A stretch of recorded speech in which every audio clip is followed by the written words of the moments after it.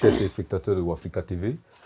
Nous allons, dans un échange avec le docteur Claude Bekombo, à qui je dis bonjour, discuter du système international, de réfléchir de comment est-ce qu'il a été construit et de nous poser les vraies questions quant à cette structuration et voir comment le monde se poursuit, se construit, se bâtit, comment l'individu reste heureux dans son pays, dans un contexte comme celui-ci.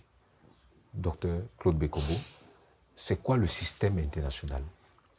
Merci beaucoup pour votre question. Alors, c'est une problématique très intéressante aujourd'hui de parler du système international parce que nous avons, à l'occasion de la guerre récente en Russie, nous entendons tous les spécialistes nous annoncer le changement dans l'ordre mondial ou un ordre mondial nouveau qui arrive, ou alors la contestation de l'ordre mondial par la Russie qui voudrait s'imposer, qui voudrait contester le monopole occidental dans la gestion du monde. C'est à propos que cet échange s'inscrit dans la logique de compréhension de ces questions, c'est-à-dire que comment fonctionne le système international. Effectivement, votre question nous permet de dire que le système international a été construit dans une première phase, c'est-à-dire que la phase de l'anarchie, c'est-à-dire qu'un système où le monde se structurait autour des peuplades et que la logique de structuration de ce système était une logique conflictuelle, une logique anarchique, c'est-à-dire qu'il n'y a pas un hégémon, c'est-à-dire qu'une puissance qui stabilise, qui domine pour faire en sorte que l'ordre soit stable. Donc dans une première phase, avant les années 1648, c'était donc un système international qui était un système où on guerroyait plus, où c'était la loi du plus fort. Oui. Voilà, où c'était une espèce d'état de nature. Tout à fait, une espèce d'état de nature, la loi du talion, et ainsi de suite. Donc c'était le plus fort qui avait droit de cité et qui dirigeait, qui orientait les choses. On dit d'ailleurs qu'avant que le FMI ne se mette en place, un État qui avait prêté de l'argent à un autre État était libre de venir prendre une partie du territoire. Acquérir toutes ses possessions, acquérir tous ses biens. Oui. Voilà, très bien. C'était effectivement cela, ce système international, qui était un système anarchique. Oui. Avant 1648, c'était un système anarchique. Donc voilà la trame de fond de ce système anarchique. Oui. Alors 1648, avec les traités de Westphalie, qui met un terme à la guerre des 30 ans, c'est la fin de ce système anarchique. On a vu les méfaits, voyant qu'effectivement ce système anarchique-là mettait les États, ou les peuplades, parce qu'on ne parlait pas d'État avant 1648, avant le traité de Westphalie, c'était les peuplades, mettait donc des peuplades dans une situation d'insécurité juridique. Il y avait l'insécurité juridique, il y avait la violence qui était permanente, il y avait la domination, il y avait la terreur, il n'y avait pas de relations diplomatiques structurées, donc c'était le désordre, quasiment le chaos. Il fallait donc créer des règles. Il y avait donc l'obsession de structuration, l'obsession d'ordonner ce système-là. C'est la raison pour laquelle, après des multiples guerres, après des dominations, vous avez la domination germanique, la domination britannique, les historiens, c'est assez documenté, l'Empire ottoman, ainsi de suite. Donc vous avez des successions de domination, des périodes de domination où, effectivement, le monde vivait dans une espèce de chaos. Alors, 1648, après la guerre des 30 ans, il y a donc la parturition du système international que nous avons aujourd'hui, contemporain dont nous parlons, avec la mise en place de l'État-nation. Alors, désormais, il y a des États qui sont structurés, il y a des frontières qui sont définies clairement, il y a des populations, dont des nationaux, qui sont identifiables, et il y a une autorité politique reconnue qui peut avoir des relations diplomatiques avec d'autres États. Donc, c'est cette constitution-là qui fait qu'on parle de système international. Donc, ce système-là part de 1648 jusqu'à nos jours. Remarquons qu'en 1648, l'Afrique n'existe pas en réalité. Pour l'instant, en 1648, nous parlons effectivement de système, parce que quand on dit Westphalie, c'est en Allemagne. Oui. Donc, on parle d'un système européocentré. Donc, c'est vraiment un système international qui a une grande tendance à se limiter aux activités politiques et sociales qui se passent en Europe. Donc les autres zones du monde ne sont vraiment pas concernées par ce repère historique. Ce sont des lieux de ressources. Il faut le reconnaître. ressources humaines, ressources matérielles. On peut le dire. Puisque ces 148 représentent, tout à fait. On est au cœur de la traite des esclaves. Bien sûr, bien sûr. Tout à fait, tout à fait. On parle de ça parce que cette histoire, elle est essentiellement, cette histoire des relations internationales est essentiellement européocentrée. Oui. On ne va pas se le cacher. Donc, le repère C148 est un repère pour lequel tous les spécialistes des relations internationales s'identifient, mais il faut remarquer que c'est un repère européocentré, c'est-à-dire que c'est la guerre des 100 ans. Ce ne sont pas tous les peuplades du monde qui étaient concernés par cette guerre. C'était essentiellement une guerre vis-à-vis qui concernait l'Empire d'Autriche et voilà, de la Hongrie et ainsi de suite. Donc, ça ne concerne pas tous les peuplades du monde. C'était effectivement européocentré. Quels sont les points fondamentaux du traité de Westphalie? Je pose la question parce qu'il faut bien qu'on comprenne pourquoi est-ce qu'il y a eu la Première Guerre mondiale et après la SDN. Tout à fait.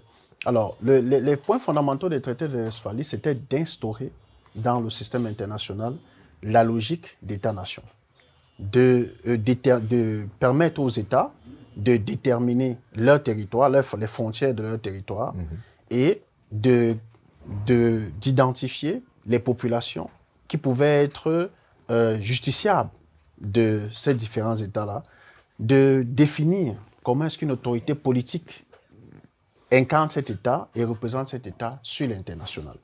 Donc en fait, C148 est la véritable naissance de ce que nous appelons aujourd'hui la souveraineté. Qu'elle soit nationale ou qu'elle soit populaire. Donc la souveraineté, C148 est le fondement de ce que nous entendons aujourd'hui par souveraineté. Pas qu'avant, il n'y en avait pas, mais c'est la consécration théorique de, effectivement, la notion de souveraineté en tant que capacité d'un État à s'autogérer et à se projeter sur l'international et à défendre des positions qui concernent cet État-là. Est-ce qu'il y a quand même à ce moment des activités internationales, des choses qui rallient les États? Est-ce qu'il y a quelques organisations qui sont désignées? Je sais qu'il y a peut-être des alliances entre quelques États, mais est-ce qu'il y a déjà des organisations à ce moment? À ce moment-là, non. C'est plus des alliances, vous avez répondu à la question, oui. C'est plus des alliances et des conférences. C'est plus des alliances et des conférences pour gérer des questions spécifiques entre les États. Donc, en 1640, entre les différents États, puisque c'est le règne, avant 1648, c'est le règne de l'unilatéralisme. C'est-à-dire qu'effectivement, les États, les peuplades agissaient dans l'espace international, dans le système international, en préservant leurs intérêts. Donc, il n'y avait pas la notion de multilatéralité. La multilatéralité se limitait à la gestion des questions d'intérêt commun. Et cela se réglait à travers des conférences spécifiques pour gérer entre différents États. Des situations précises. Des situations précises et de gestion, de création des alliances pour multiplier les forces, pour se préserver ou pour gérer les questions sécuritaires. Donc, c'est une période où l'unilatéralisme est triomphant. Il est triomphant et on fait des alliances à plaisanterie, des alliances familiales, différents types d'alliances. Il y avait des mariages, par le mariage, par la gestion des terres, par la gestion de l'eau. Donc on pouvait faire des alliances pour régler des problèmes spécifiques. En fait, c'était cela, cette période particulière. Est-ce qu'on a étudié un peu, est-ce qu'il y a des auteurs qui ont quand même écrit sur ce qu'était l'Afrique à ce moment-là? En tant qu'organe, en dehors de ce qu'on sait, qui était le mouvement transatlantique, est-ce qu'on s'est interrogé pour savoir ce qu'était l'Afrique à ce moment? Il y a très peu d'écrits sur cette période-là, en ce qui concerne les autres peuples, pas seulement l'Afrique. Il y a aussi des préoccupations vis-à-vis de l'Asie. Qu'est-ce que l'Asie faisait vis-à-vis d'autres espaces, en dehors de l'espace européen? Mais vous l'avez dit vous-même dans la question précédente, les éléments qu'on a de manière factuelle et de manière disparate sur le rôle de l'Afrique et d'autres, l'Inde et les zones lointaines comme des îles archipélagiques, l'Océanie et ainsi de suite, c'est qu'effectivement des éléments factuels qu'on peut avoir de cette période-là qui renvoient à ces zones du monde, c'est qu'effectivement c'est des zones où on allait chercher des minerais, où on allait chercher des produits exotiques, il y avait des noms qui faisaient référence à l'huile d'Inde. Voilà, il y avait beaucoup de noms qui renvoyaient plutôt à... qui donnaient une perception de ce que ces zones-là représentaient pour le cœur ou le centre du monde à ce moment-là. On peut noter qu'à ce moment, le centre du monde, c'est l'Europe. Le centre du monde, c'est l'Europe. Oui. Inéluctablement, je crois que je l'ai dit tout à l'heure, oui. L'histoire des relations internationales est européano-centrée. Oui. On n'a pas besoin des livres, tout ce qui est écrit démontre très clairement. D'ailleurs, la borne de la structuration de ces relations-là est une borne exclusivement européenne. Je fais un très grand pas pour arriver à nos jours, pour voir la domination des États-Unis. Est-ce qu'on s'est intéressé à savoir à quel moment est-ce qu'il y a eu le basculement? Est-ce que c'est essentiellement après la Deuxième Guerre mondiale? Qu'est-ce qui s'est passé? Parce que, notons pour nos téléspectateurs que les États-Unis ne sont pas membres de la SDN. Non, pas du tout. Voilà. Pourtant, ils sont quand même au cœur de la création de la SDN avec l'action de Woodrow Wilson, le président Woodrow Wilson. Oui. Tout à fait. D'où vient, à quel moment est-ce que le rapport de force a été évincé et resté occidental, mais désormais entre les mains des nations des États-Unis? Après la Deuxième Guerre mondiale, l'action américaine dans la Deuxième Guerre mondiale, l'entrée en guerre des Américains et l'intervention salutaire, décisive. Les Européens se sont battus, mais ils n'ont pas pu vaincre le nazisme sans l'aide logistique et l'appui américain, grâce au débarquement de Normandie et les autres débarquements, grâce à l'appui stratégique des États-Unis. Donc c'est à ce moment-là que la puissance américaine c'est le marqueur du début de la puissance américaine. Superpuissance, Hubert Védrine avait même dit l'hyperpuissance. Mais c'est à ce moment-là, dans le marqueur d'histoire des relations internationales, qu'on commence à parler de la domination des États-Unis dans l'espace international, même si elle est contestée toujours par l'URSS pour une petite période jusqu'aux années 90 et 89, avec la chute du mur de Berlin. Notre thématique, le système international contemporain de la hiérarchie au réseau. Cette hiérarchie dans le système international se construit, on peut considérer qu'elle commence avec quoi? Les Nations Unies, après la Deuxième Guerre mondiale? Tout à fait. La hiérarchie commence à se construire avec les traités de Westphalie, qui imposent une structuration des relations internationales, de l'espace international autour des États. Donc, ça commence par ces traités-là. Donc, les États sont donc les acteurs principaux de ces relations-là et organisent ce système international-là autour de la diplomatie, des échanges et différents types de relations. On constate donc que l'objectif, c'est de mettre fin à l'unilatéralisme et de faire en sorte que le multilatéralisme triomphe, la coopération, les alliances, ainsi de suite, et qu'il y ait des espaces territoriaux avec des frontières, une autorité politique et des nationaux respectés. Alors, Westphalie ne règle pas les problèmes seul. On se rend donc compte qu'il y a la tendance que prend l'espace international après 1648 est sensiblement la même qu'avant 1648, c'est-à-dire que les États coopèrent autour des conférences, les États font plus des alliances. Voilà, la Sainte Alliance, et ainsi de suite, les États font plus des alliances. Alors, il a fallu que nous retombions donc dans l'autre aspect de l'anarchie d'avant 1648, qui est la guerre. Et la guerre donc a révélé aux États qu'effectivement, le système westphalien restait fragile. Il a donc fallu vraiment s'engager logiquement dans le multilatéralisme. D'abord, s'engager fortement pour ne pas simplement rester au niveau des conférences internationales, des congrès, mais d'installer un véritable droit international.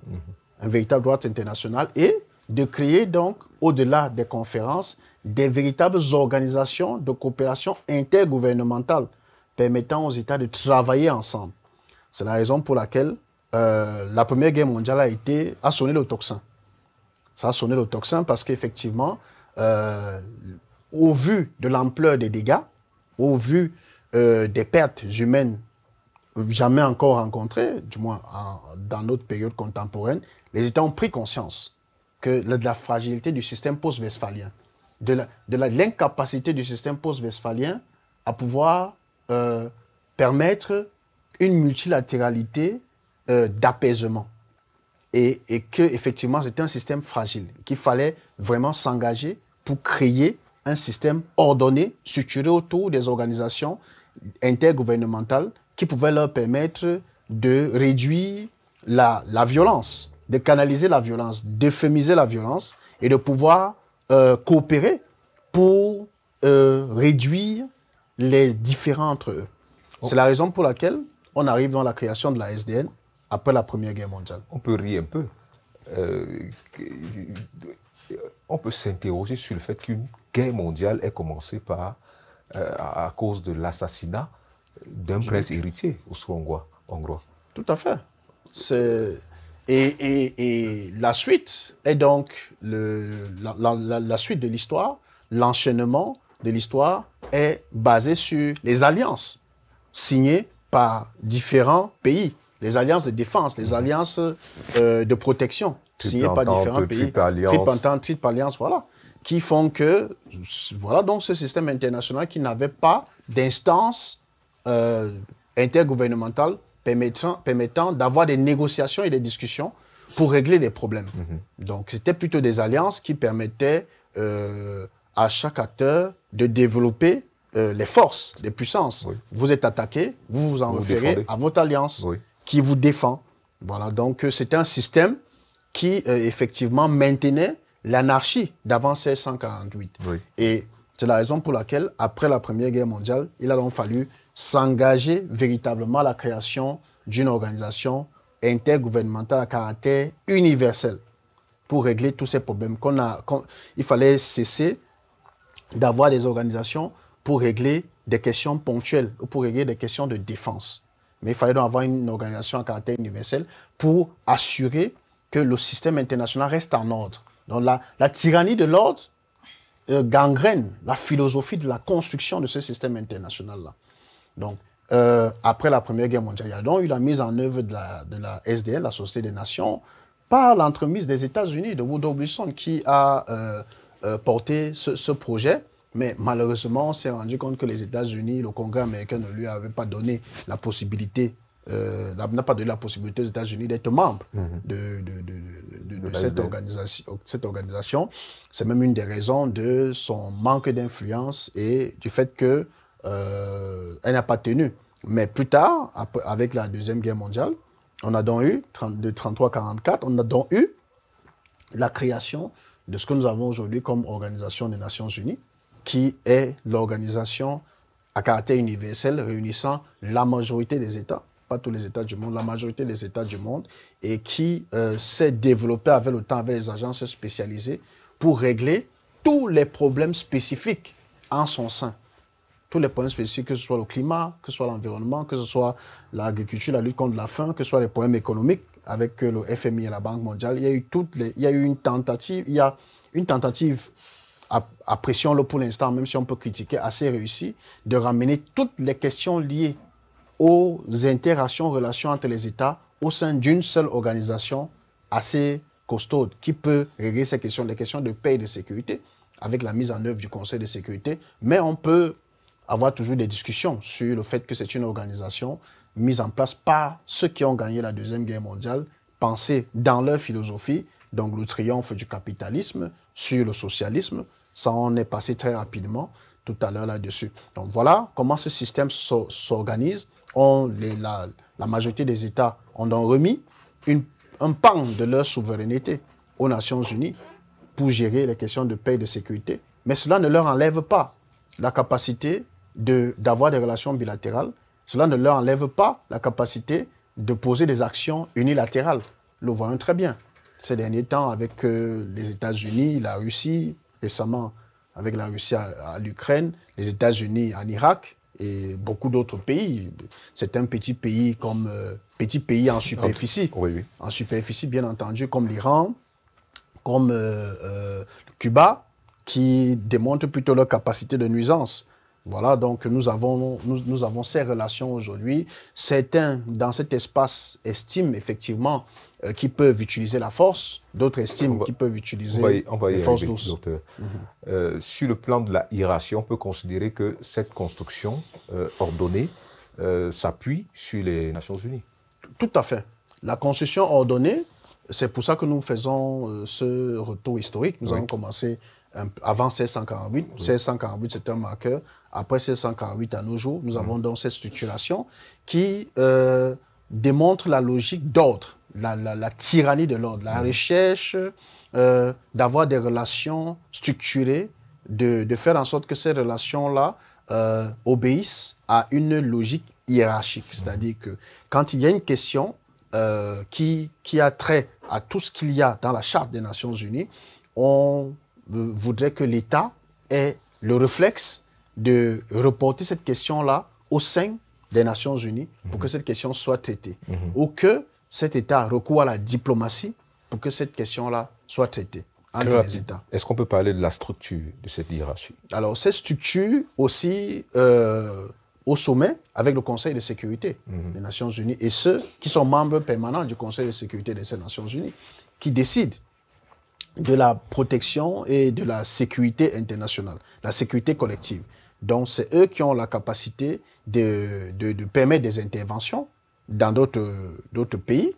C'est eux qui ont la capacité de mettre un terme à une attaque, à une agression, à un crime de génocide, et ainsi de suite. C'est eux qui ont la capacité de sanctionner avec la Cour pénale internationale. Ils ont même la légitimité. Oui, ils ont la légitimité, la capacité, tout à fait. La légitimité, la capacité de sanctionner, puisque à travers la charte, c'est un mécanisme qui s'arc-boute autour de la charte, autour du fait que quand vous adhérez aux Nations Unies, vous adhérez à cette charte-là. Donc cette charte permet au Conseil de sécurité au-dessus de poser ces différents actes, d'agir donc sur les différents membres de cette organisation internationale.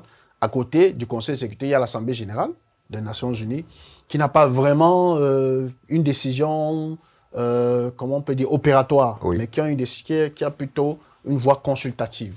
Donc, alors, le Conseil de sécurité décide, et vous savez très bien quels sont les 5 pays qui sont membres du Conseil de sécurité qui décident. À côté donc, de cette structure onusienne, je le disais tout à l'heure, cette structure onusienne, cette structuration onusienne qui est au sommet, n'enlève pas la capacité des États puissants à agir dans l'espace international et à créer un autre espace d'ordre en marge de l'ordre onusien. Oui. Il y a l'ordre des superpuissances. Ça, on est dans l'aspect du réseau.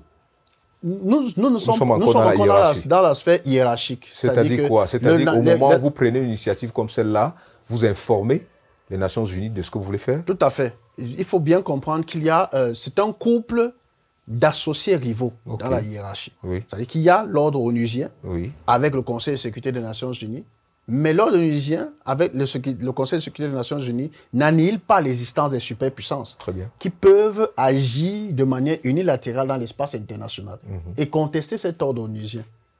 Alors, pour ne pas être en marge de cette société et rester dans la logique d'ordre, les superpuissances, de temps en temps, même si on a quand même des éléments qui démontrent qu'ils peuvent faire fi d'une résolution du Conseil des Nations Unies pour intervenir, restant dans l'unilatéralisme. On l'a vu avec les États-Unis en Irak.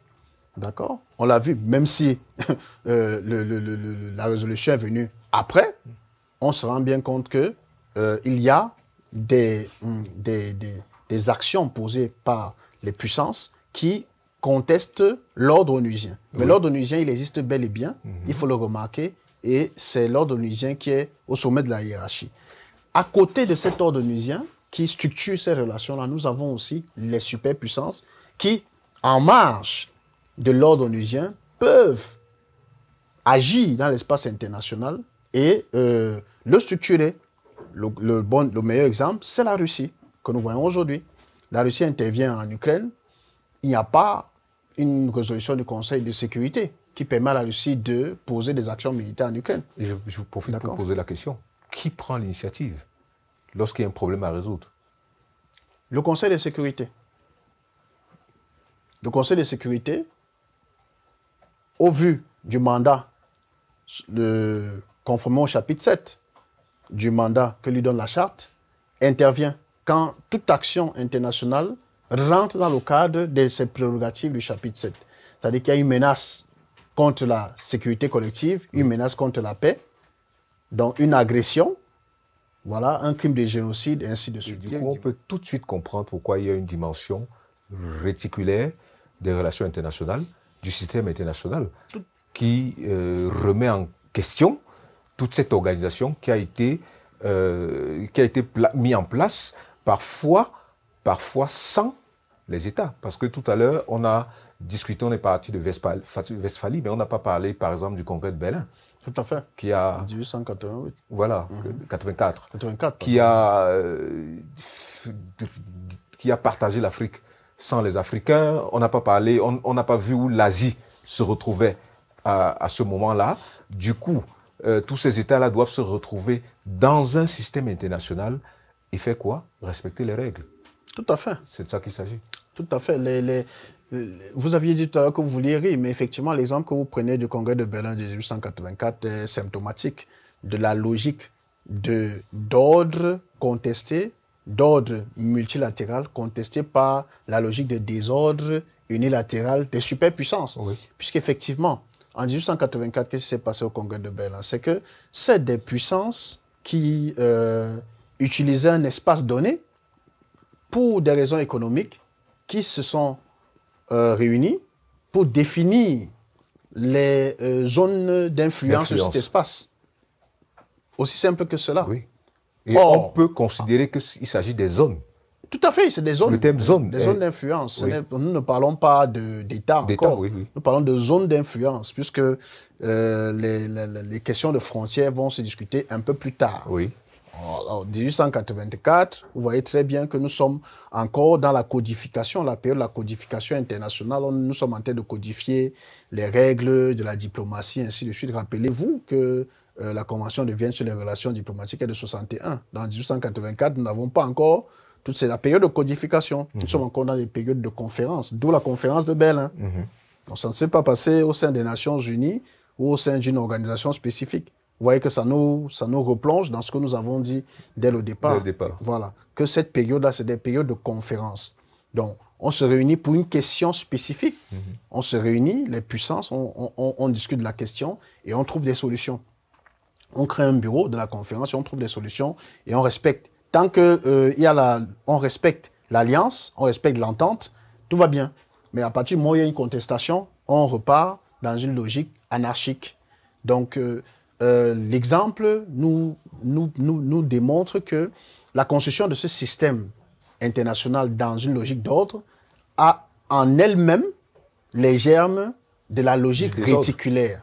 Du désordre. La logique de réseau et du désordre. Oui. Parce qu'effectivement, autant la structure créée a l'autonomie, autant la structure créée est indépendante des États, mais autant la structure créée pour son fonctionnement a besoin de la contribution des États, puisque les Nations Unies ne produisent pas nécessairement des financements. C'est les États qui financent les Nations Unies et qui financent effectivement les Nations Unies et toutes ces organisations. C'est les superpuissances. Ceux qui ont des moyens qui financent. Vous imaginez très bien que s'il y a un grand pourvoyeur de fonds dans une organisation, même si elle est intergouvernementale, les décisions majeures feront l'objet du suivisme d'autres membres qui sont moins nantis que la superpuissance. Docteur Claude Bekombo, de manière générale, qui conteste l'ordre aujourd'hui?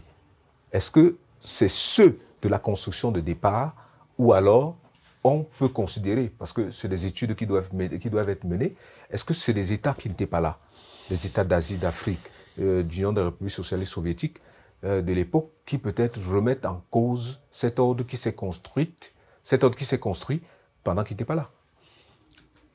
C'est une question très intéressante. Il va peut-être nous falloir d'autres émissions pour parler de ceux qui contestent l'ordre mondial, ceux qui installent donc cet ordre dans le désordre, si on peut le dire, dans la logique de réseau, la logique réticulaire.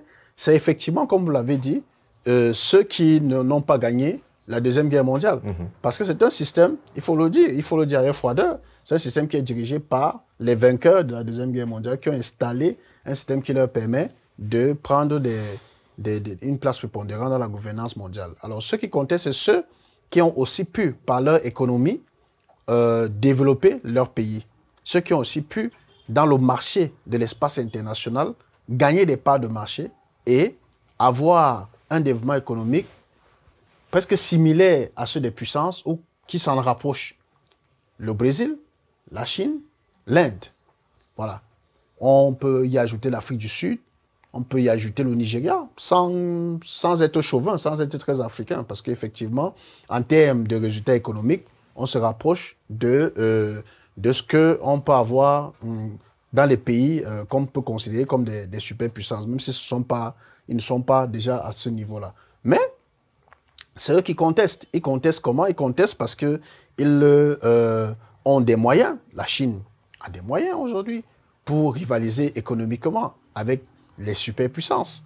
La Chine a les moyens pour poser tous les actes dans l'espace international que les autres puissances posent. Alors la contestation se passe plus sur la gouvernance, la gestion et les prises de décision dans l'espace international qu'une contestation armée ou physique.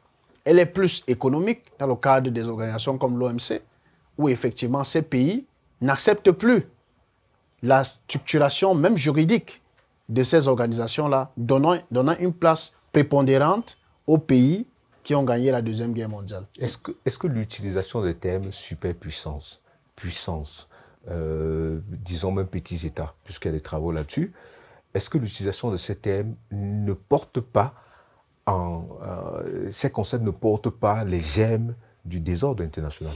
Tout à fait. Ces concepts-là démontrent que la logique hiérarchique est une logique qui est contestée. Puisque quand on classe déjà, c'est pour montrer qu'il y a des différences. Ce n'est pas pour montrer une logique d'ordre. C'est pour montrer qu'il y a des superpuissances qui sont au-dessus des puissances, qui sont au-dessus des puissances moyennes, qui sont au-dessus des petits États, qui sont au-dessus des États faillis. Voilà, donc il y a qui sont au-dessus des États qui voyous. Parce que toutes ces classifications dans les relations internationales sont les classifications qui ont été étudiées.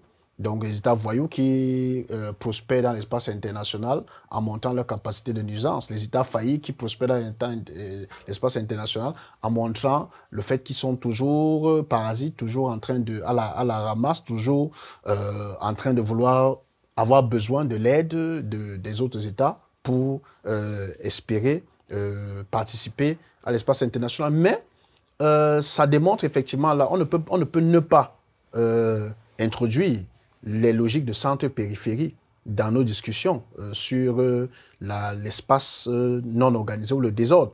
Parce qu'effectivement, il y a un centre du monde avec les puissances et les superpuissances, et il y a une périphérie du monde.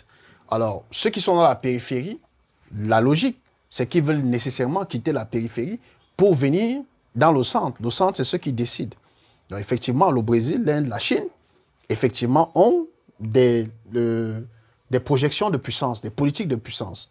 Et voudraient donc être dans le cercle de ceux qui décident, de ceux qui orientent, de ceux qui gouvernent. Voilà, de ceux qui participent à la gouvernance. D'où les différentes contestations, d'où les critiques des attitudes unilatéralistes de ces superpuissances-là, qui, en même temps, demandent que tout se résolve dans le cadre du système onusien, alors que, de manière générale, ces superpuissances-là ne sont pas en harmonie avec ce système onusien. Nous pouvons prendre l'exemple de certains pays qui ont recours à des pratiques des mercenaires ou à des discussions, à des pratiques de géoéconomie, de géo-intelligence qui sont à la marge du système onusien, mais qui reprochent peut-être aujourd'hui à d'autres États qui sont dans la logique d'autres États périphériques, qui veulent être au centre, qui utilisent les mêmes méthodes que les pays du centre, la contestation de recourir aux procédés qu'ils ont eux-mêmes utilisés pour arriver à être des puissances. On peut avoir le même débat sur l'environnement.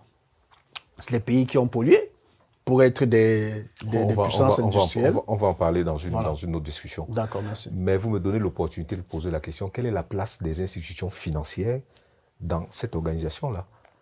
La place des institutions financières, c'est de structurer les relations économiques entre les différents pays et les pays du centre et les pays de la périphérie. Parce qu'effectivement, vous voyez très bien que dans les textes juridiques, les conventions ayant créé soit le FMI, soit la Banque mondiale, vous allez voir quels sont les principes de rotation. Par exemple, les institutions de Bretton Woods, vous allez voir quel est le principe de rotation. À l'intérieur, vous allez vous rendre compte que dans les principes de rotation, nous sommes restés dans une rotation entre les dirigeants des puissances qui ont gagné la guerre. Vous allez avoir très rarement les gestionnaires de ces institutions-là qui viennent des pays de la périphérie. Très rarement. Il y a même d'ailleurs une où c'est soit un Européen, soit un Américain. Vous voyez, la rotation se fait en tenant compte de cela. Alors, ce sont des institutions qui sont mises en place pour assurer l'équilibre, les équilibres économiques selon une vision économique essentiellement capitaliste. Ça n'obéit pas à la vision économique des pays de la périphérie. D'où la célèbre déconnexion de Samir Amin, qui démontre effectivement, Aminata Traoré et tous les autres, qui démontrent effectivement que nous ne sommes pas sensiblement, avec la mise en œuvre de ces institutions-là, nous n'avons pas fini de mettre en œuvre la logique centre-périphérie. Donc, les institutions financières, leur rôle effectivement, c'est d'assurer une gouvernance financière en maintenant l'influence des puissances qui portent ces institutions-là. Dr Claude Bekombo, quels sont les critères de la puissance ou de la superpuissance dans ce contexte? Je cite quelques éléments. Est-ce la population? Vous avez cité tout à l'heure le Nigeria. On connaît la puissance de la population nigériane, 180 millions d'habitants, si mes thèmes sont sensiblement ça. Vous avez cité le Brésil, vous avez cité l'Inde, c'est le deuxième au monde. Est-ce la population? La Chine aussi, la Chine. L'effort des regroupements, des grands regroupements, on voit comment est-ce que l'Union européenne essaie de se construire, d'engranger tous les jours des États pour pouvoir être davantage puissant. Est-ce la puissance technologique ou alors, finalement, est-ce la bombe atomique? C'est un mélange de tout cela. C'est un mélange cumulatif de cela. La puissance résume tout cela. Si on se projette dans une puissance qui ne prend qu'un seul élément de ce que vous venez de dire, vous n'allez pas acquérir la superpuissance. Vous allez à la limite être un pays puissant. Si vous avez la bombe atomique, vous faites partie des pays qu'on va écouter. Donc, d'une manière ou d'une autre, vous avez une capacité de nuisance, ce que Ignacio Ramona appelle la capacité de nuisance. La Corée a certes la bombe atomique, mais ça ne fait pas de la Corée une puissance économique. Ça ne fait pas de la Corée une puissance en termes de population. Ça ne fait pas de la Corée une puissance militaire tant que telle, en termes de capacité du dispositif opérationnel.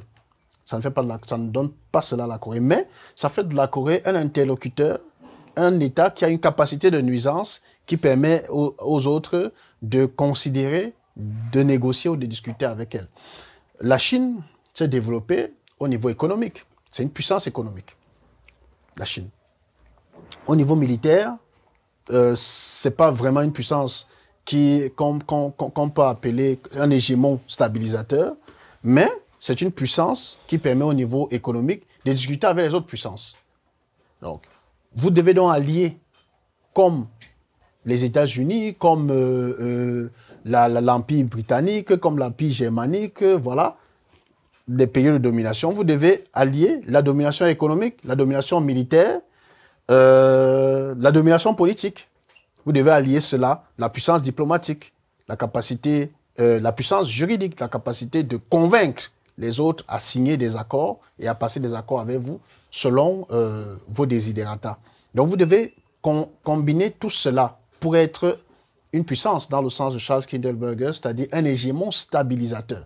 C'est-à-dire que quelqu'un qui a une domination outrancière dans tous ces domaines, qui fait en sorte que tous les autres le suivent sans discuter, ou qui a la capacité de faire aux autres ce qu'ils ne veulent pas faire, ou par le simple fait de sa domination outrancière dans tous ces domaines qui peut dominer les autres suffisamment. C'est ce qu'il manque à beaucoup de superpuissances aujourd'hui, parce qu'il y a la puissance militaire qui est peut-être certaine pour certains, mais la puissance économique qui manque ou qui est comme un talon d'Achille, ce qui fait qu'il faut toujours négocier.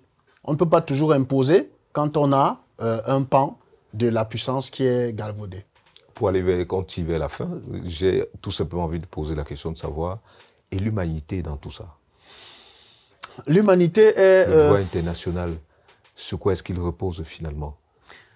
La puissance est la matrice créatrice, fondatrice, la matrice qui permet au système international de fonctionner. Malheureusement, c'est-à-dire que l'humanité et l'humanisme ne peuvent s'envisager qu'en tenant compte de la quête de puissance et de l'expression de la puissance qui est en fait l'esprit qui souffle dans cette structure qu'est le droit international. On ne peut dissocier le droit international sans le désir de puissance, sans l'existence de la puissance. Et l'humanité est au cœur de cette expression-là, parce qu'il ne faut pas le cacher. L'homme est un animal social qui recherche nécessairement la concurrence, le conflit et l'affirmation. C'est dans la nature humaine que de faire cela. Toute l'histoire de l'humanité est traversée par ces conflits entre l'humanisme et l'animal qu'est l'homme. Donc, ce n'est pas, il ne faut pas enjoliver cette structure de l'espace international. L'espace international est à l'image de l'homme, donc de l'humanité. Le conflit permanent.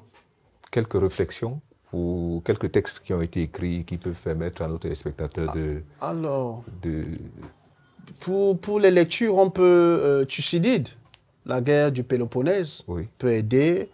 Histoire des relations internationales de Pierre Renouvin et Jean-Baptiste Durosel peuvent aider. Politics Amongst Nations, The Guerre for Struggle and War de Raymond Aron, de Hans Morgenthau, pardon, peut aussi aider à revoir cela. Nous pouvons aussi avoir le livre intéressant de Dario Battistella, Théorie des relations internationales, paru au Prince de sciences politiques, pour aussi aider les téléspectateurs à avoir une vision très importante. Bien entendu, Le Prince de Machiavel, c'est intéressant pour comprendre ces relations-là. Le Léviathan aussi de Thomas Hobbes sont des livres qui sont assez intéressants pour comprendre cela. Hubert Védrine, la superpuissance américaine, permettent aussi de comprendre ces questions de puissance-là.